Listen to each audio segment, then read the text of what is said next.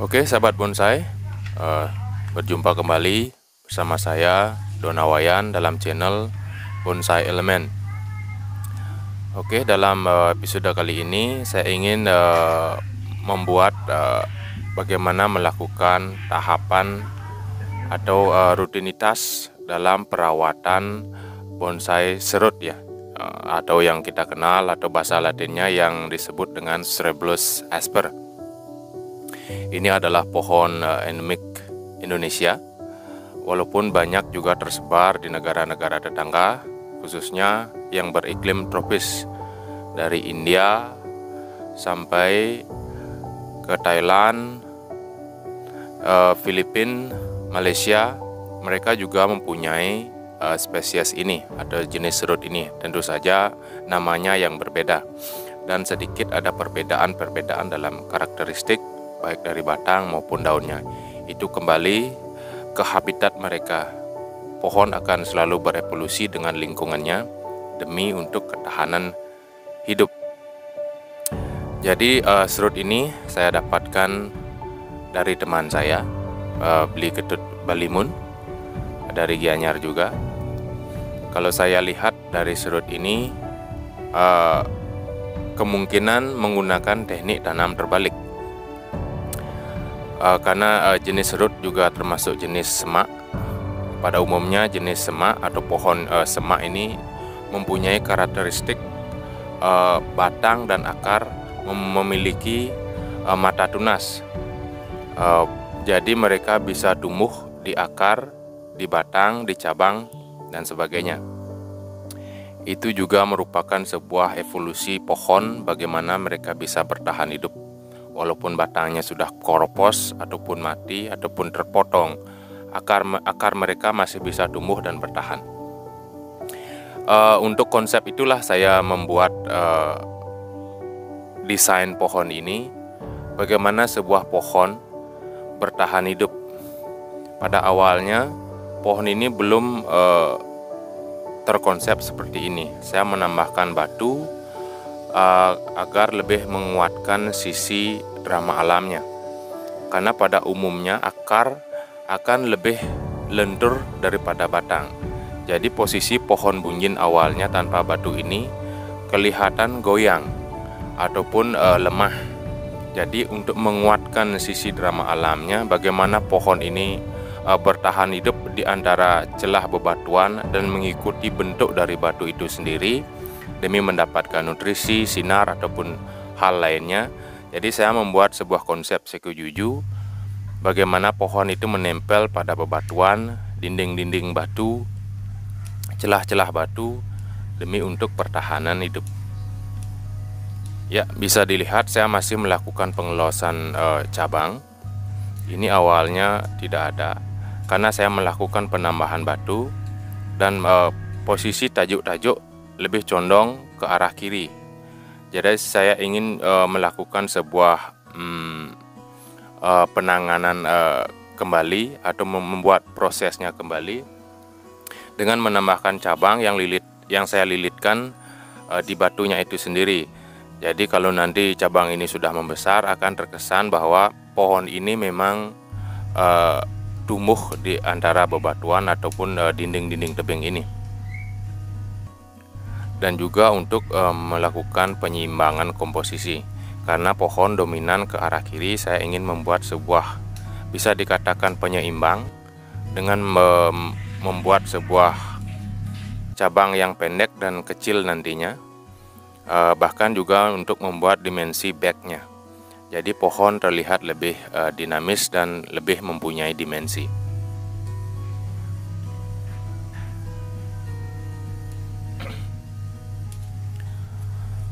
Jadi untuk jenis serut sendiri kita harus melakukan pruning berkala, karena pada umumnya pohon tropis yang berjenis semak seperti ini, mereka mempunyai daun yang cukup lebar. Kalau kita tidak melakukan defoliation atau pembuangan daun secara berkala, maka kita tidak akan mendapatkan back budding, artinya pecahan-pecahan baru pada perantingan. Ini bertujuan untuk merapatkan. Kalau kita melakukan pruning secara berkala, maka tumbuhan atau pecahan-pecahan baru akan muncul. Tentu saja kita juga harus menjaga kesuburan pohon. Karena kalau kita membiarkan pohon ini lebat, maka pecahan ini tidak bisa tumbuh karena tidak ada penyinaran, karena daunnya itu menutup semua percabangan ataupun perantingan. Jadi melakukan pruning itu sangat penting untuk mendapatkan proses kerapatan dari perantingannya nanti.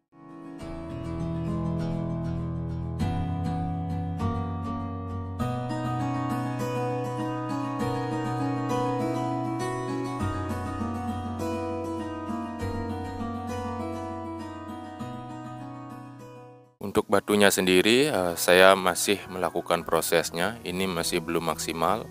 Kalian bisa lihat masih ada warna semen di sana saat saya melakukan perakitan batu. Tentu saja saya akan menyempurnakannya nanti. Akan tetapi menurut saya jenis serut lebih baik melakukan penanganan di pohonnya dulu, berbeda dengan jenis cemara.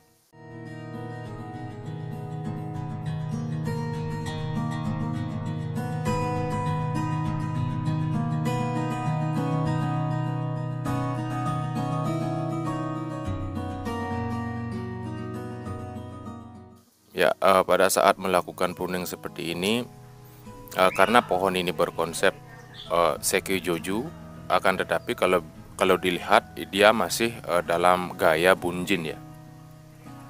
Jadi saya pada saat pohon ini saya dapatkan sekitar kurang lebih 4 bulan yang lalu, polanya tidak seperti ini, dan kemudian saya melakukan penataan ulang pada tajuk-tajuk ataupun pada ujung-ujung perantingan agar lebih meruncing.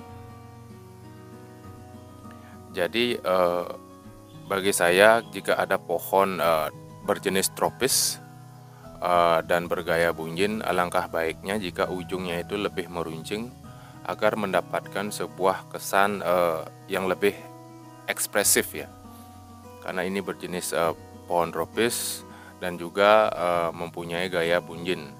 Selain untuk membuat sebuah kesan yang ringan pada percabangan, juga akan terlihat lebih ekspresif. Karena nantinya pada saat pameran ataupun kontes, jika bisa, maka pohon ini akan tampil gundul.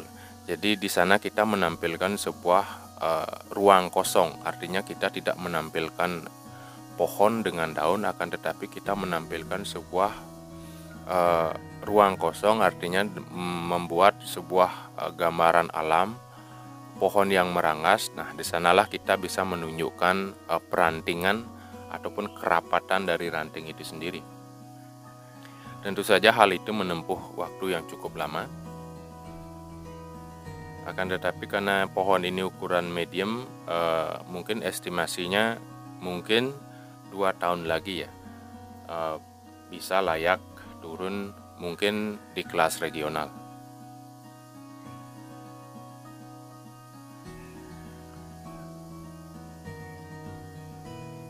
Ya, jadi seperti biasa saat melakukan penggundulan atau melakukan pruning pohon tropis, kita juga melakukan sedikit wiring untuk mendapatkan tajuk-tajuk yang lebih sempurna dan juga membuang cabang atau anak cabang yang tumbuhnya melintang ataupun ke bawah.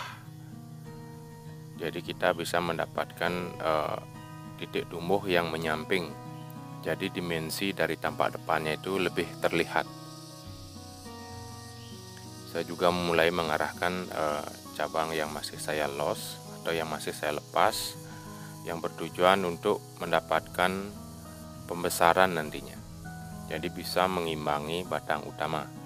Jadi kedepannya saya harapkan pohon ini bisa terlihat natural, memang berpegangan atau memang bisa dikatakan menyatu dengan aksen batunya itu sendiri.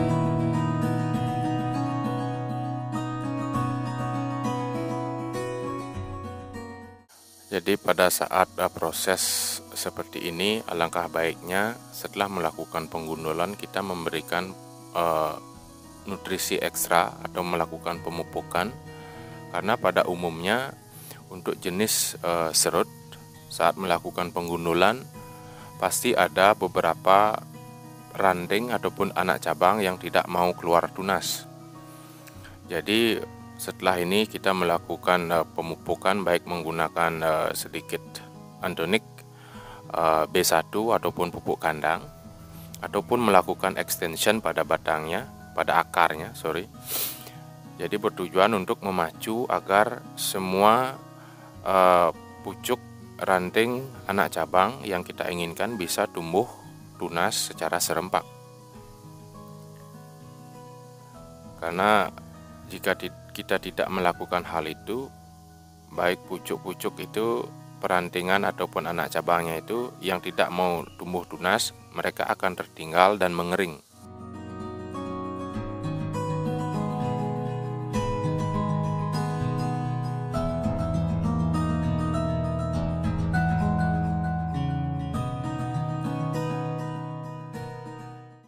Dan juga perlu diperhatikan bahwa jenis bonsai serut tidak suka dengan kawat yang mulai masuk ataupun yang terlalu mencengkeram.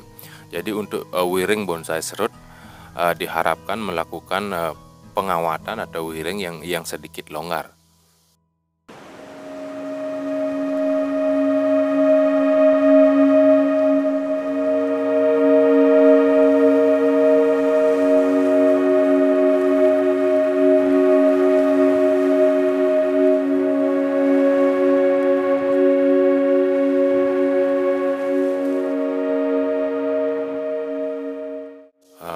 Empat bulan yang lalu saya melakukan sedikit pemotongan dan juga membuat